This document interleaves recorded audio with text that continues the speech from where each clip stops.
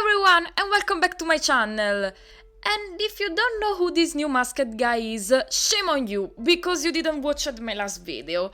But now you can redeem yourself and go watch it and then come back with us.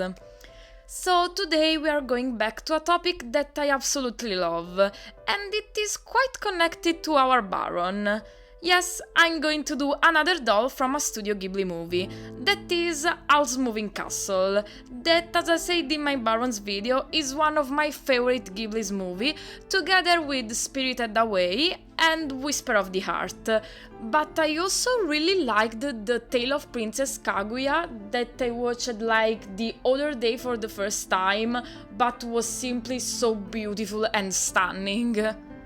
So, Howl's Moving Castles gave me so many strong emotions that I can't even quite explain them. It really has the Ghibli atmosphere that make you want to live your life to the fullest and have this type of fantastic adventures in these dreamy and beautiful worlds. And on top of all, as always with Hayao Miyazaki, it is one of the biggest hymns to pacifism I have ever seen. So, talking about the characters, they are all amazing. I absolutely loved Calcifer's story and attitude, and obviously Sophie is one of the best female lead I've ever seen.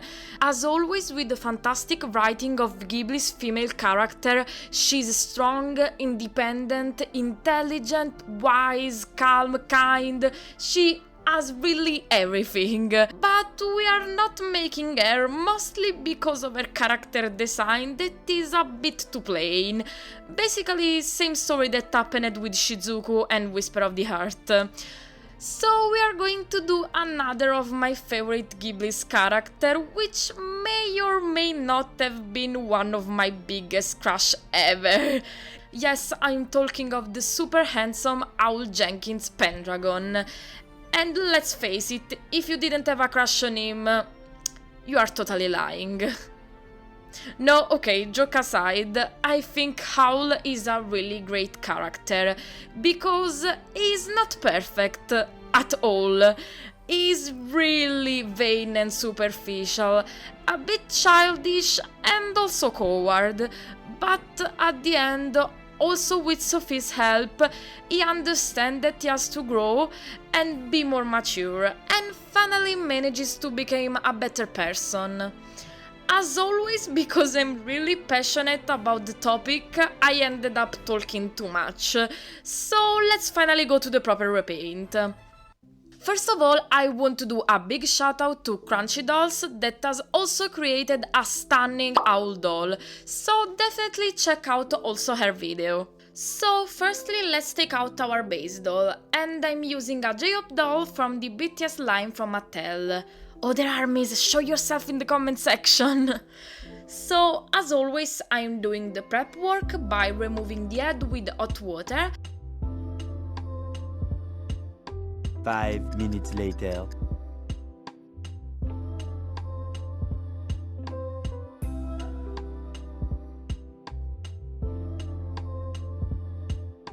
And get rid of all the hair and of the face with the magic of editing and 100% acetone.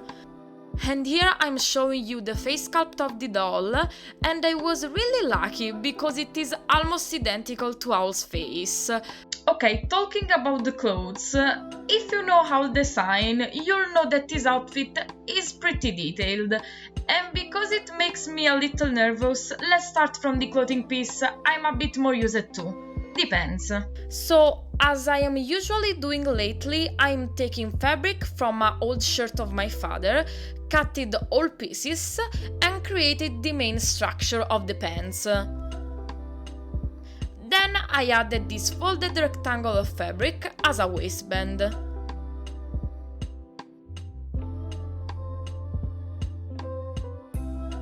And ironed it really flat.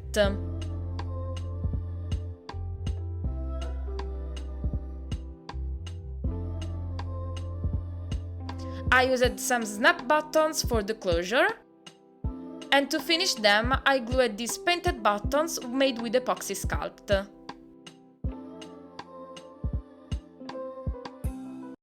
For the blouse, I'm starting from the sleeves, and because they have cuffs at the end, I'm gathering the bottom of them to make it be of the same length of the cuffs.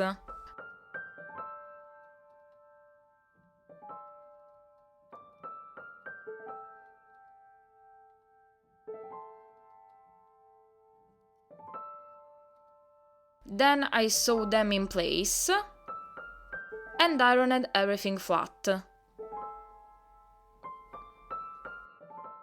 I connected the back and front of the shirt and sewed the sleeves to it by hand.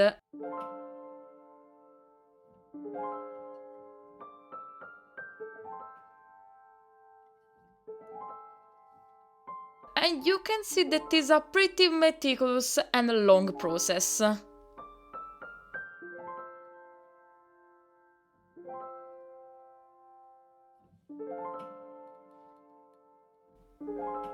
Then I closed all the sides and hemmed with glue the rough sides on the back.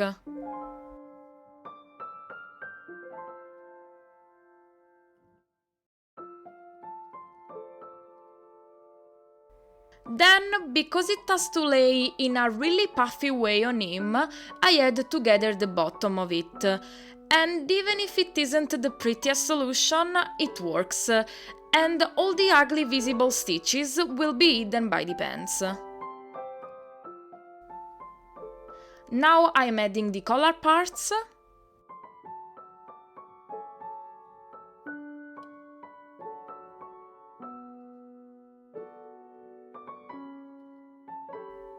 And this little frill cutted by me from the same fabric. And now it's time to tackle that famous jacket. So, because it will be really detailed, I definitely have to success at the first try. So, for one time, I have to be really precise on the patterns. So, I took a lot of measurements on the doll itself and created one of the main pieces, by which I started to sketch all the other ones.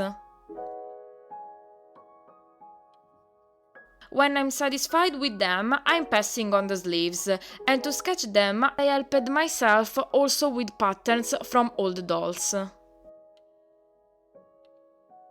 Okay, for the rhomboses on the front, I had to be super precise with the measurements, to assure myself to have 3 vertical rows in which one of them has full rhomboses and the other 2 only half of them, and this on both pieces, so pretty complicated.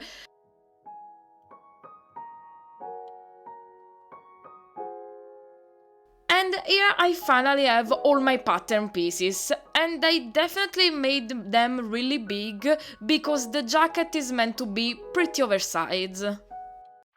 I traced all the pieces on satin fabric, and now I have almost 1000 pieces, excluding the red lining. Yes, because there is also a lining.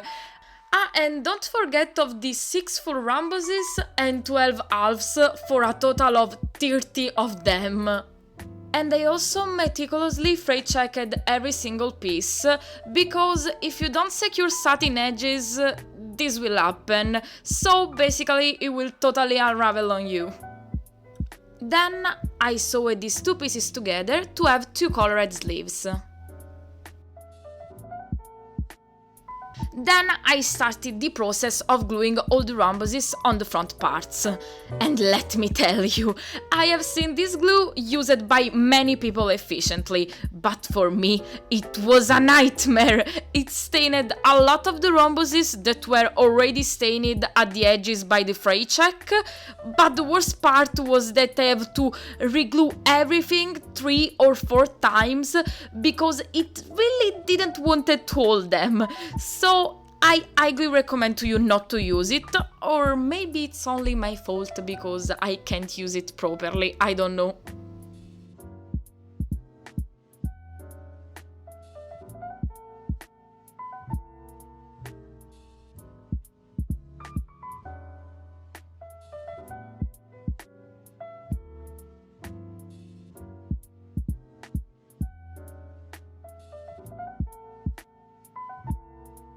So after too much struggle, I finished gluing them, and despite everything, I think the pattern turned out pretty good. Now I'm taking the lining parts, and I sewed them at the edges of each part, good side to good side, leaving only one side not sewed to be able to flip everything to the right side. And yes, I'm aware that this is totally not the right way to do a lining, but it is the only one I can successfully pull off. So to make everything flat, I firstly tried to use my hair straightener, but because it wasn't powerful enough, I had to bring out the big guns, also called my iron.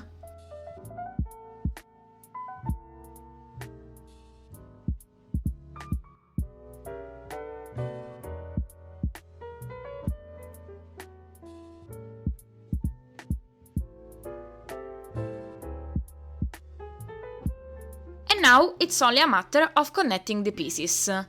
So firstly sew front and back together.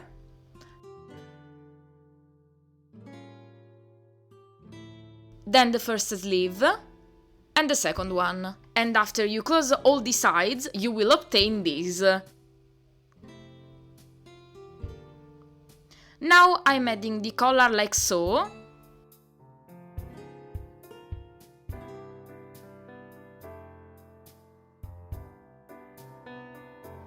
And also added this lace I painted in gold on the edges. And there is finally our jacket, that took me almost 1 week to figure out and make. And don't get me wrong, from far away it may seem perfect, but it has some problems. As you can see, the rhombuses are pretty stained by all the glues, and I think I did the sleeves too big on the top because they puff out in a strange way and I don't really like it. But I'm proud nevertheless, because sometimes things are charming also with their defects, and at the end I tried really my best. Okay, so after all of this we can move on to the shoes, that I hope will be a little more straightforward. So here I basically used my usual technique, that consists in taking the original shoes the dolls came with and remove all the details to work around them. So firstly I used my X-Acto knife.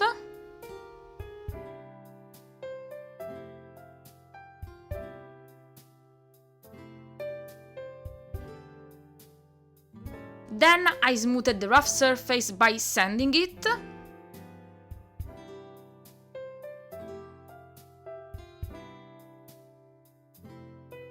And created a massive hole that I'll have to fix later in some way. I also sanded the soles by also creating a sort of heel.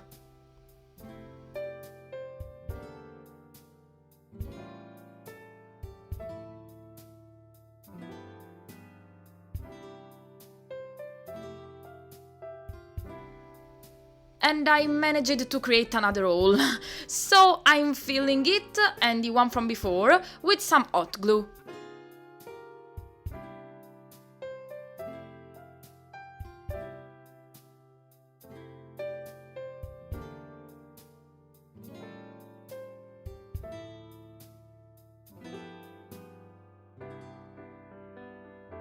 That I also used to change a bit the overall shape of the shoes.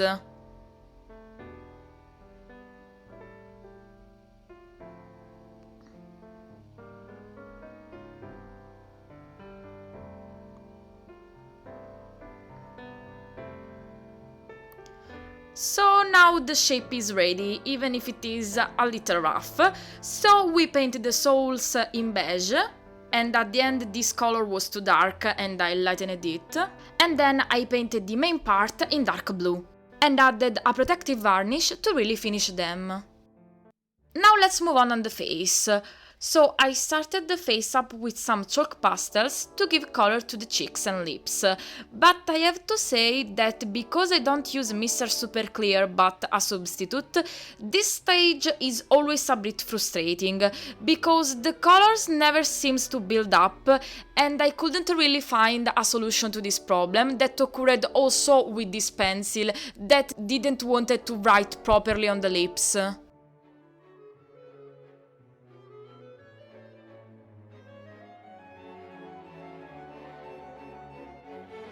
After this, I bring out my usual acrylics to create the basic shape of the eyes.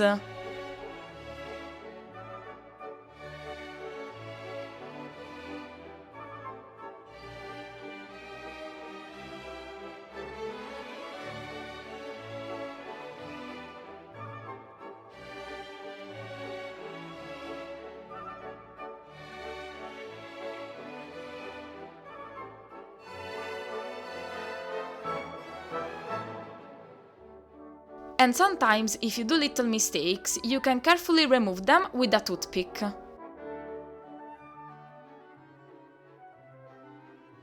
Now I'm starting with the irises that have a gradient from a light blue to a even lighter one.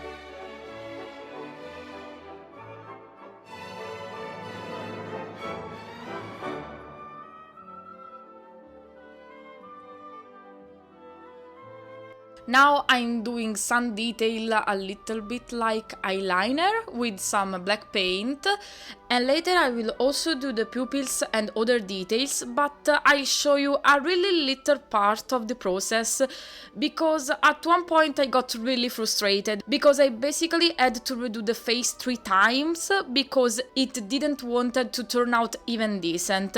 And in addition to that, I have to say that I didn't felt at my best mentally while doing this face, so I ended up not wanting to film anything for a long period.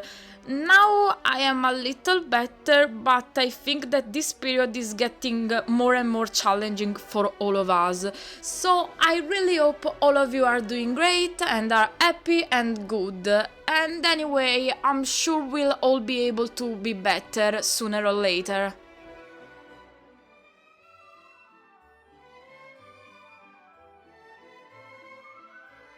So, as you can see before the footage ends, at this point I was doing one of my usual fantastic shots where you can't see anything of what I'm doing.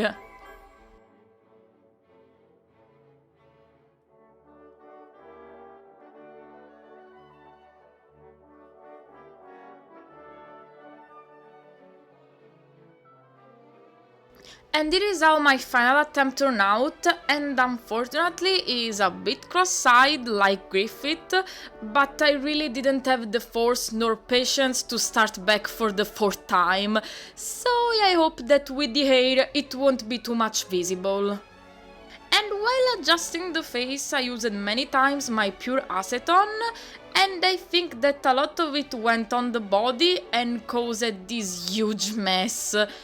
So let's change the body to a normal one. For the hair we are gonna use the yarn wefts technique, and I'll do 2 different wigs, one in 2 shades of blonde and one in dark blue and black, to resemble the 2 different looks he has during the movie. So firstly I'm buttoning this strip around this knitting needle.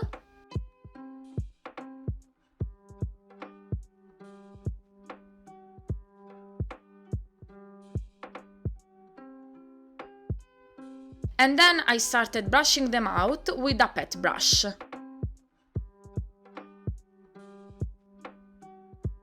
And when it's fully unraveled, use your hair straightener to turn them into silky hair.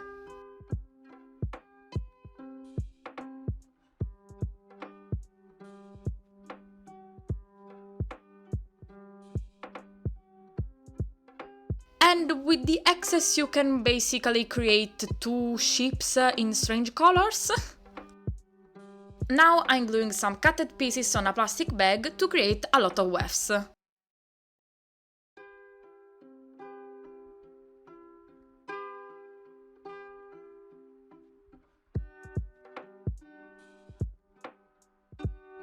After removing these needles that seems really uncomfortable to our poor guy, I'm covering the head with some plastic wrap, and with this technique the wig stayed a lot flatter on the head of the doll than doing a wig cap with fabric and glue, so I highly recommend to you to try it.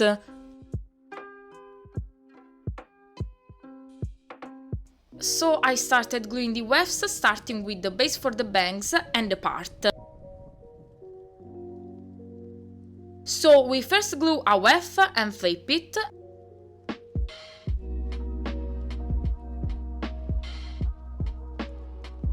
Now we glue another weft really snug to the previous one.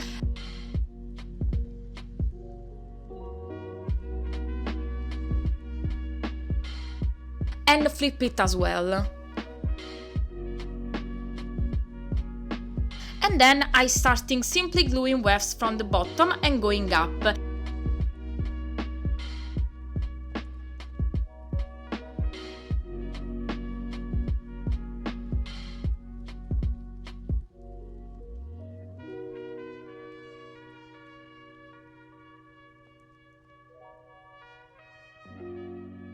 And I'm cutting the hair to the right length for every single layer.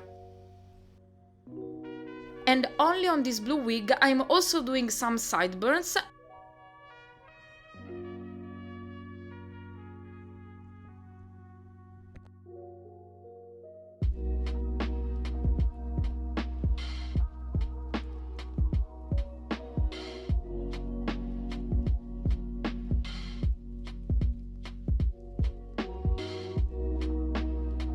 And I also added some other wefts on top that I cutted really short.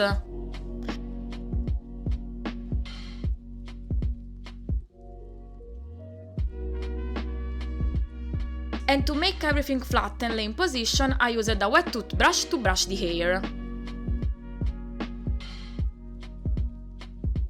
For the blonde wig, I decided to cut the hair to the right side using my X-Acto knife to make the cut a bit shaggy and less precise, because his blonde hair are quite in a messy style, and in my opinion, absolutely stunning.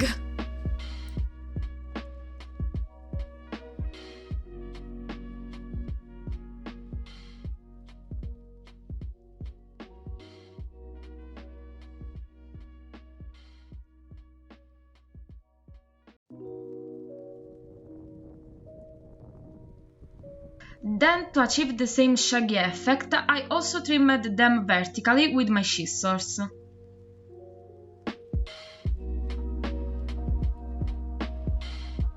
Then I started working on the bangs, adding more wefts and cutting them.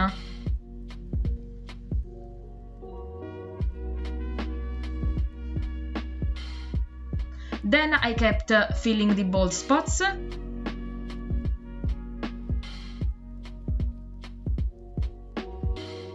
Brushing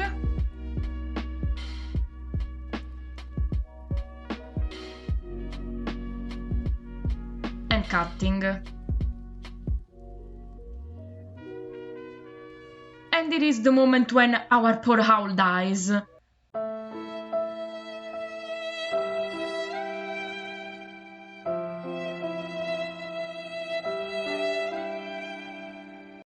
Okay, no, it was all fine. Maybe because it has magical powers.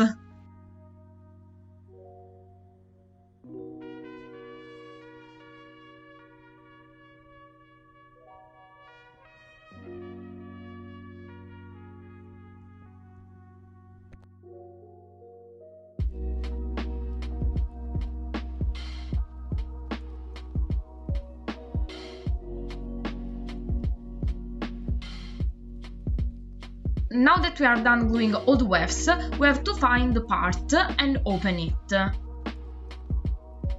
And then we use the heat from an hair straightener to set everything flat and in place.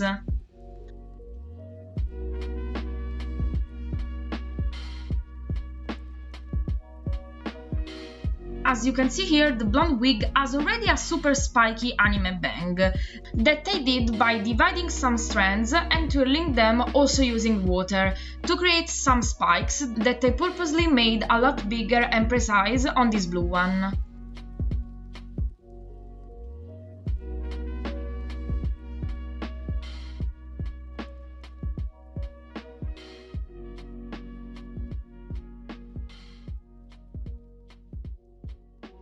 And when we are really done with all the styling, I used a technique I saw from the Fantastic Doll Bride that consists in covering the hair with some plastic wrap to really set the style in place.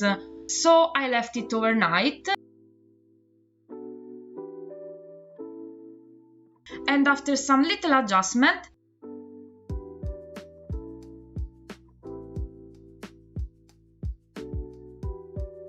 here are the two wigs.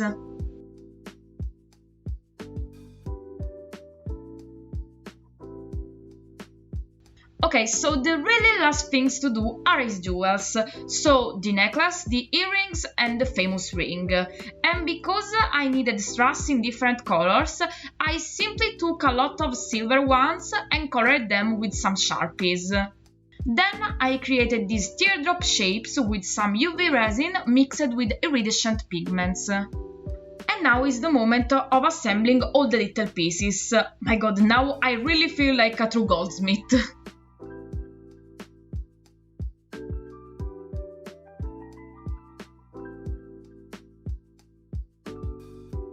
And because as you can see the struggle is more than real, I decided to do it off camera. And you really don't wanna know how much long did it take and how many times they broke. So I'm switching to the making of the ring by firstly painting the base in silver on his end. And the shot is completely out of focus. The making process of these jewels was really meant not to be filmed.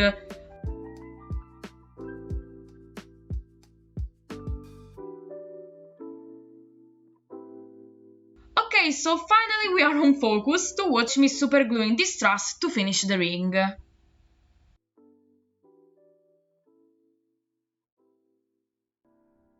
finally we really have made all the pieces.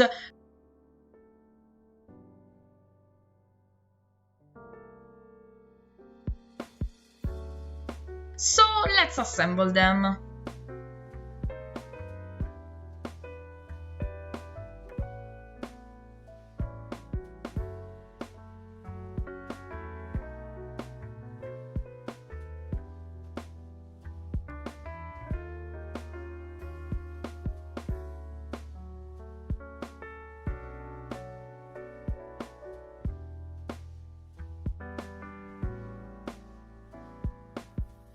And the jewels in the end turned out to be pretty similar, don't you think? And luckily, as I hoped, the wig makes even the face up looks much better.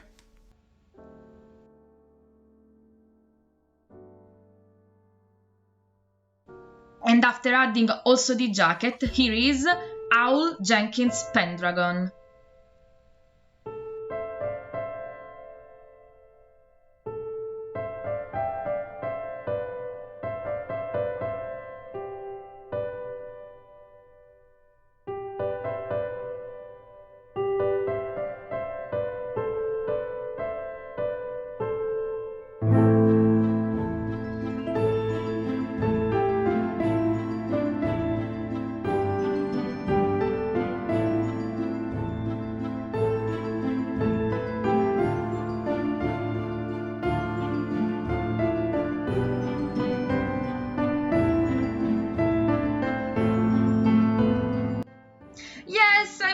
To make him and finish this video.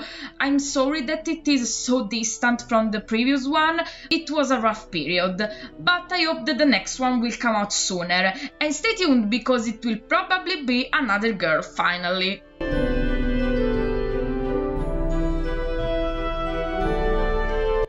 Talking about Howl, you know, when you do really pretty characters like him, it's always difficult to do them justice, but I think that with the addition of all the parts, it turned out pretty accurate and handsome.